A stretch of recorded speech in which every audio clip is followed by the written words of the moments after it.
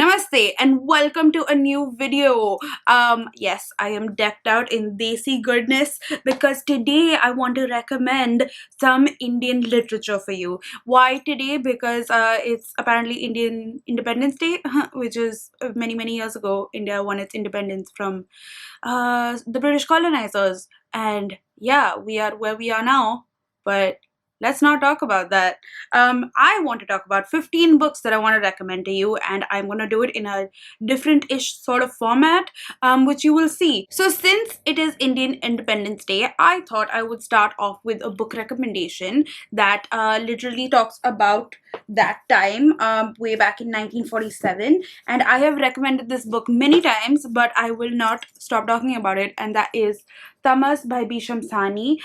This book basically talks about a village in India where during the partition, when there were a lot of communal riots going on, and it is very beautifully explained, very beautifully written, and the author takes a lot of the experience that he himself went through to write this. This book was originally written in Hindi and then translated to English by the author himself, and I cannot stop talking about this book, as people might have noticed. So there's that.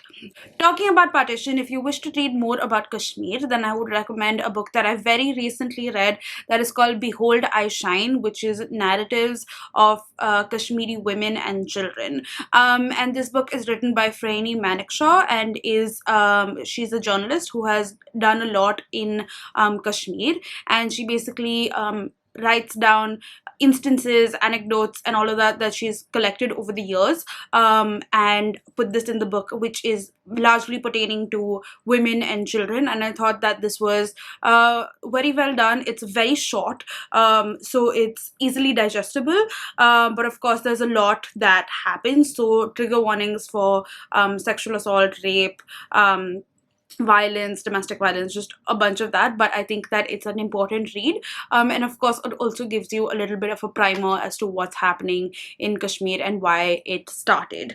Another book that I personally have not finished yet, but is very highly recommended about Kashmir is Until My Freedom Has Come, and this is a collection of short stories, or like fiction, but it's very cool. It's by edited by Sanjay Kak, and this was written in like 2010. But it also, what I thought was really interesting, it also has stuff like what's it called, comic stuff and all of that. And I thought that it's, yeah, I've heard really good things about it, and I haven't finished it, but it's a good one, so definitely check this one out. Talking about Kashmir, if you want to read a fictionalized book which is set in it, I would recommend The Far Field by Madhuri Vijay. This book is about a girl who has recently lost her mother, and in that grief she tries to find this Kashmiri salesman that her mother was very close to, and thus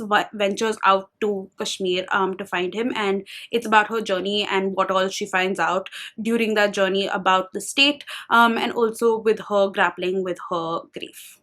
If you are looking for a book about an unknown part of history, I recently read this book called Age of Frenzy by Mahabaleshwar Sel. This book is translated from Konkani to English and basically covers the 16th or 17th century when the Portuguese came to India, and this was also the time when the Crusades were going on. So it basically talks about how this one village in particular called Aldoshi had to deal with new people coming to India and their village, and also with this new religion that was kind of taking them by storm, and how they kind of dealt with it. And I thought this was really well done. If you are looking for poetic prose that's just beautiful, look no further than Latitudes of Longing by Shubhangi Swaroop. This is sort of, I would call it like 4 novellas in one, but they are sort of interconnected, and it's just a stunning, beautiful book, and basically it follows the fault lines of India and how they kind of connect various people.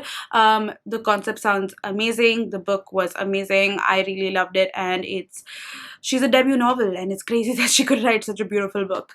So do check that out.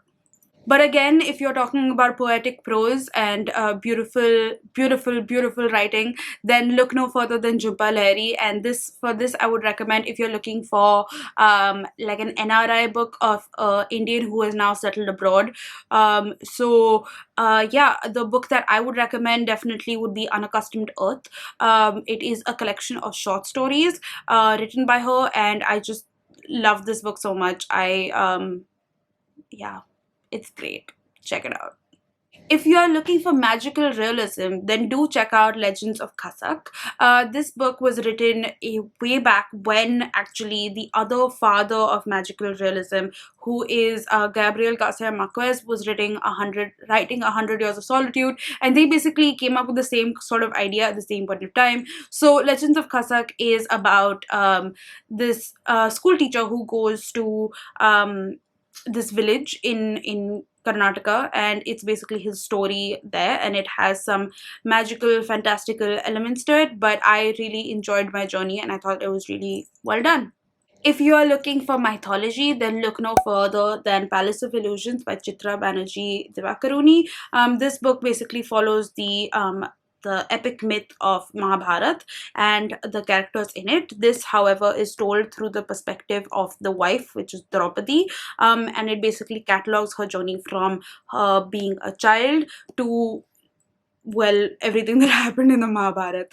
So I thought this book was really, really well written, and I would recommend it. If you wish to read dystopian novels, then check out Samit Basu's Chosen Spirits. This book recently came out in 2020 and is about a world set about 10 to 15 years from now, where technology has advanced quite a bit, and but of course the communal aspects of India are still very much intact, and have kind of escalated. I thought this book was had some very, very interesting topics that it's trying to like cover, and it follows basically these two people who where they try to kind of figure out what the world is like right now and what they can do to kind of try to make change or see how they can kind of just basically cope. And yeah, I really like this book. I think you should check it out too. If you are looking for a thriller, look no further than Sacred Games by Vikram Chandra. This book is a chunker. It is about 1,000 pages, but it is well worth the ride. It definitely does take you time, but basically the story is about this one gangster who is trying to warn this other cop about something that's going to happen, and some controversies that are happening in India, and basically it's a narrative that's told between the cop and the gangster, and it keeps going back and forward between time, and it is just brilliantly done. It also has like these little vignettes in the middle, which I didn't really understand why it was going there, but then when it in the end it all just kind of made sense and came together, and it was just so beautifully done. I definitely recommend this book. It is a chunker for sure. 1,000 pages isn't easy, but it is well worth the journey. However, if big 1,000 pages books aren't your cup of tea and you're looking for a novella, then do check out Kachar Kochar by Vivek Shanbag. This book is difficult to explain what it's about, but it's about this one family and this one person who gets married, and then a bunch of things ensue. But essentially, it's about family dynamics, and a bunch of other stuff. But it's really small, and really well written, and would leave you questioning a lot of stuff in the end in a good way. So definitely do read this one. If you are looking for a book with LGBTQ rep, then do check out Cobalt Blue by Sachin Kundalkar. Sachin Kundalkar is an Indian director and also gay himself, and he has written this book, which is basically about a pair of siblings, a brother and a sister, who are basically pining over the same man and fall in love with the same man who is a paying guest in their house. And essentially, it is told through first the boy's narrative and then the girl's narrative, and it basically puts pieces together. And it is just heartbreaking but beautifully written, and just I love this book. However, if you are not looking for a heartbreaking sort of book, but are looking for a funny, haha, but like also interesting commentary on life and all of that sort of stuff, then do check out 6 Acres and a Third. Is it showing? Yes, it is. 6 Acres and a Third by Fakir Mohan Senapati. This book is was written in Odia and then translated to English, and is basically a commentary on this one village and the feudal system, and it's just so funny. Like all of these things that I just me finding things really freaking funny, and I have laughed out loud so many times while reading this. But also at the same point of time, it teaches you a lot in terms of like it gives you food to kind of like thoughts to munch on, you know what I mean? So yeah, this book is definitely something for sure. However, if you're looking for some weird shit, which might include a bit of drugs, then check out Narco Polish by G. Thayil. This book is not a cup of tea for a bunch of people, but I really liked it. It follows an unrelatable narrator and basically a bunch of people through the opium dens of India, and of Bombay in particular. And I really love the way G. Thayil like explained Bombay, or like wrote about Bombay, because it's the city which I live in, and there are some things which I didn't even know about, having lived here for very, very many years. So it was definitely very interesting, and I really loved the first chapter and then the last chapter. Those just blew my mind. But yeah, I really liked the stories. And the last book I would like to recommend to you is some self-help, which is normally a book sort of genre that I wouldn't kind of recommend, because that's not something what I read. However, this book I really liked, and that was Habit of Winning by Prakash Iyer.